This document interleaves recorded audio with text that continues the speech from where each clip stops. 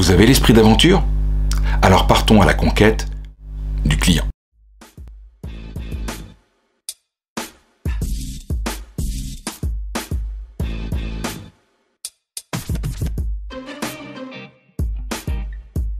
J'ai déjà effleuré ce sujet avec le fait qu'on cherche à mettre en lumière l'envie autant que le besoin du client.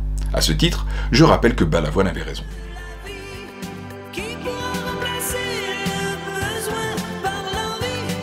Ceci dit, je voudrais remettre en perspective ce à quoi sert la découverte client, car besoin ou envie, si on découvre le client, c'est bien pour trouver les éléments saillants sur lesquels on va appuyer notre argumentaire. Le mot qui gouverne ma progression dans la découverte, c'est comprendre. Et cette fois, j'en appelle à Michel Berger. Pour me comprendre,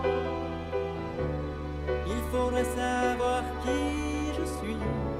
Pour me comprendre,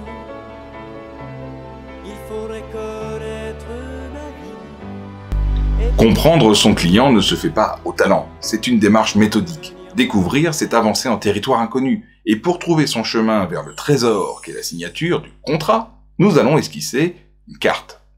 Elle doit être fiable, fidèle, car le chemin vers le trésor passe par la vallée de l'argumentation, le pic de l'objection, le ravin de l'engagement. Il faudra donner envie, convaincre et rassurer. Il faudra que votre client puisse se fier à vous. Pour tracer une carte, il faut observer et retranscrire.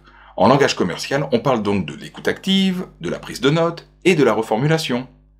Si la reformulation, la carte est fidèle, vous serez fiable et obtiendrez la confiance du client.